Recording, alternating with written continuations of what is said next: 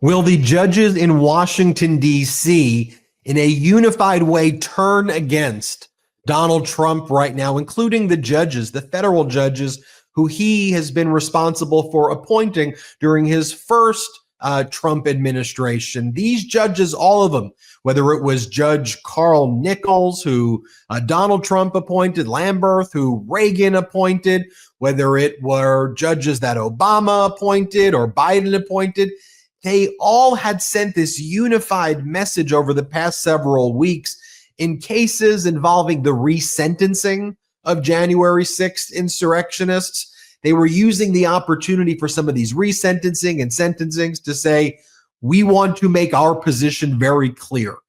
Any of the words to this effect, any of the violent insurrectionists, the ones who attacked the police officers, the ones who are convicted of sedition, seditious conspiracy, with all of those violent enhancements, we think that they should not be released ever. It would be profoundly dangerous.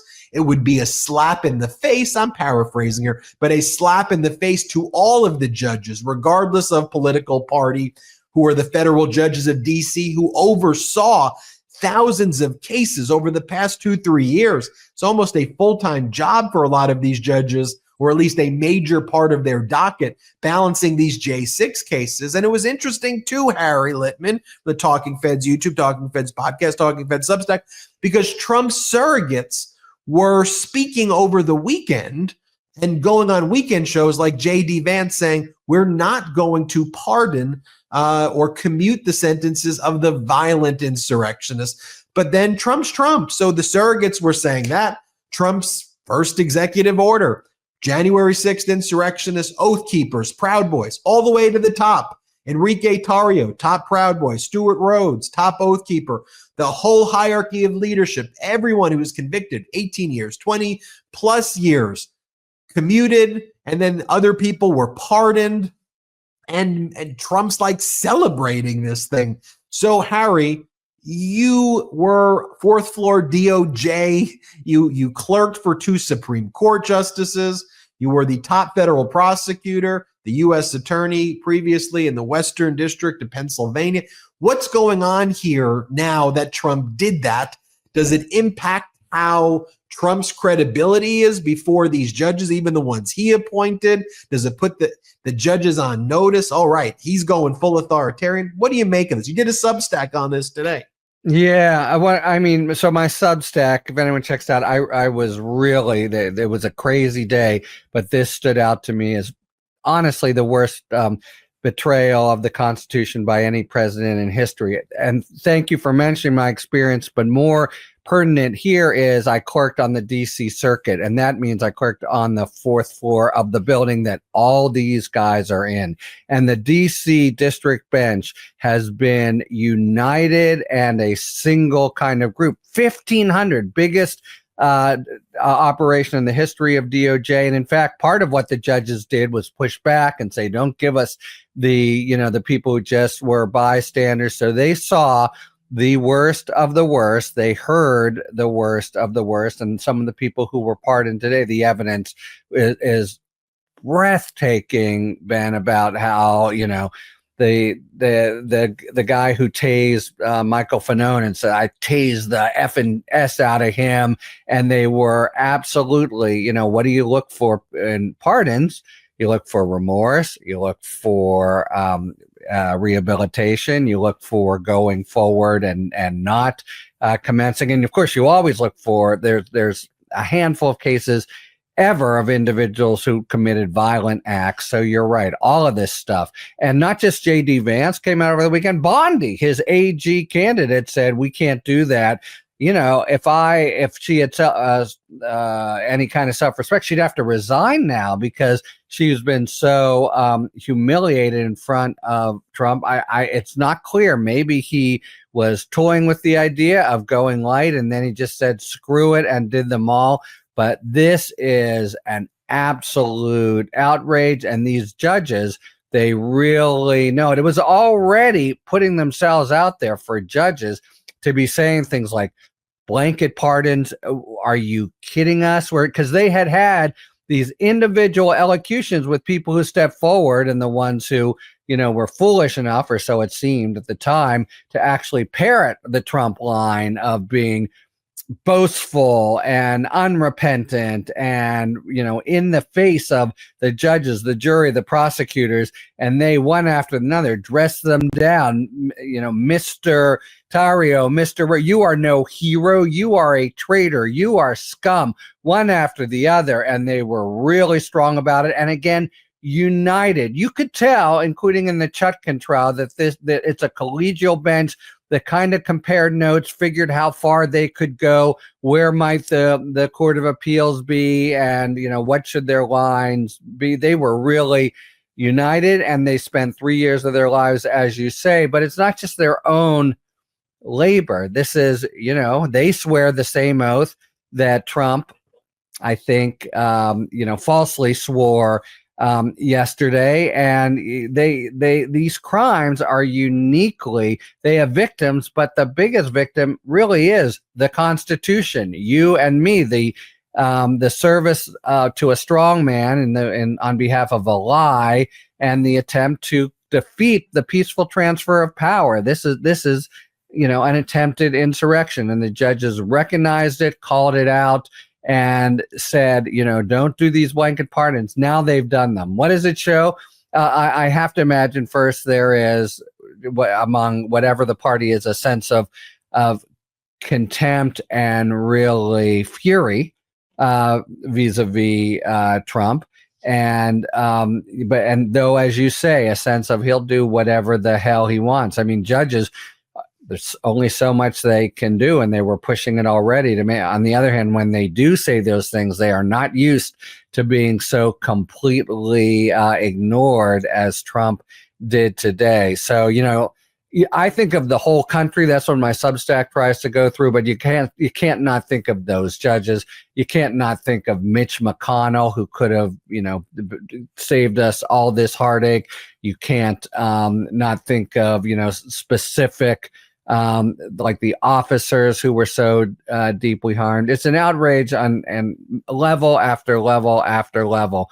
But certainly the judges, Democrat, Republican, old, young, on the district court in D.C. have to be just completely apoplectic to a judge, to a person.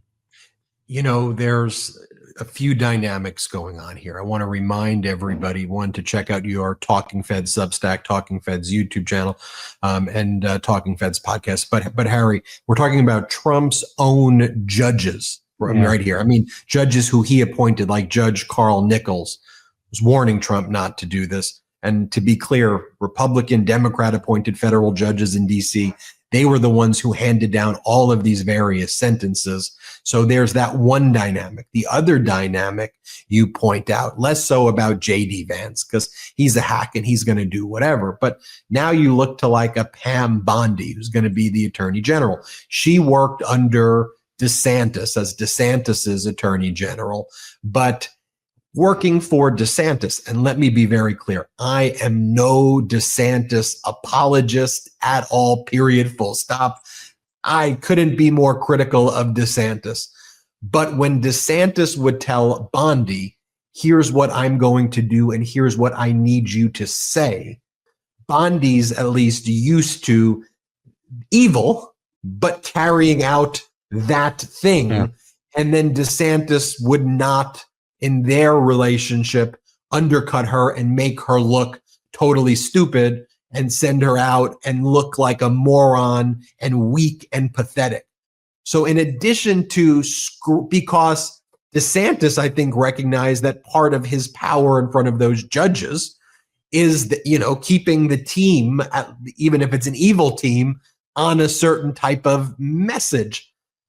But Trump just undermined Bondi, his AG pick, and made her look dumb and basically said she's not a real person. This isn't, she may have the title AG, but I'm really the AG. And she's going to go out, say a bunch of stuff. Whatever she says doesn't really matter. I'm going to say so here. Tell me about that dynamic, because that is so unprecedented to undermine your team and your AG. If you honestly, I mean, it's a straightforward situation where you've been humiliated and you really do. She'll never resign. Of course, this is the job of a lifetime, but my God, he just, basically, slapped her around, and he basically humiliated her in public, right? She comes out, and this had to have been cleared, Ben. I think Vance was also, but every word she said at the confirmation hearings was definitely cleared, including this. She's not on her own, just giving her own view. So at the time, I think they were probably thinking they wouldn't go maximalist, and Trump decided, screw it, this is my chance, these are my peeps, and I'm gonna absolutely coddle them and think who they are now, a kind of a roving group ready to do his bidding. And you're totally right about the judges and the DC district court. It's not like the first court you want to have pissed off at you, because all the big not just criminal cases, but initiatives of the administration, so many of them, all the suits that you're hearing about now over Doge and over TikTok and over immigration, many of them will be lodged in the first instance in the DC district court. And here's another thing. There's a kind of professional alliance, even again, as across the aisle with the DC circuit, that I clerked on the DC circuit, and you call balls and strikes, but you do look out for not having judges on the courts that you work with every day and you eat lunch with, etc., be really humiliated. And I was actually at last week the farewell ceremony at the DOJ, and a lot of these judges were there. And I'm not talking out of school when I tell you that the vibe was very much one of dread of what was going to happen today. By the way, in addition to what we've talked about, a whole raft of the big national security and criminal division folks were simply reassigned by the Trump folks. I mean, they are just coming in and taking names and really being completely ruthless. So yes, if you're Bondi and you come out and say that, this is not a small matter, right? This is, do you pardon violent offenders from January 6th? And she still has 200 of them to consider whether to charge. And she says, oh, but you can't do that. She draws a firm line as if it's an ethical, moral thing. And then boom, she's got to just eat it. Many AGs would resign for less. Again, she won't, but it really shows she's on a short leash, and it's the White House, which is always, this itself is a giant step toward authoritarianism, but it's the White House that is going to tell her what to do and is going to be indifferent to making her look idiotic. Speaking of looking idiotic, you had Marco Rubio, for example, having to justify why there wasn't peace in Ukraine in 24 hours. And Rubio goes on TV and says, Donald Trump never said peace in Ukraine in 24 hours. He said in 24 hours, he would say that there would be peace. And he said it. So he did it, everybody. Hey, it's like, all right. And it's ridiculous, Harry. But look, it's important to get out the truthful, accurate information every step of the way. And that's what you do every day on the Talking Fed Substack, Talking Fed podcast, Talking Fed's YouTube channel. Everybody, please check it out. Harry Litman, thank you. And just a very quick point, because it's come so clear to me in the last couple of weeks. You push hard on something it's doing, there's always a lie. There's a lie in what he's doing in immigration. There's a lie in what he's doing in Doge. There's a lie in the pardons. And yeah, just as a first step of saying the emperor has no clothes, this is a lie, I think it's your and my, primary duty. Then there's also pushback on everything that's happening. But it's always a friggin' lie with him. He wakes up lying and lies all day. And, that's just the thing to first and foremost call out. Everybody hit subscribe. Let's get to 4 million here. Subscribe to Harry's channels, Talking Feds across the board. Thanks for tuning in. If you enjoyed this video and other Talking Feds content, please take a second to like and subscribe. Talk to you later.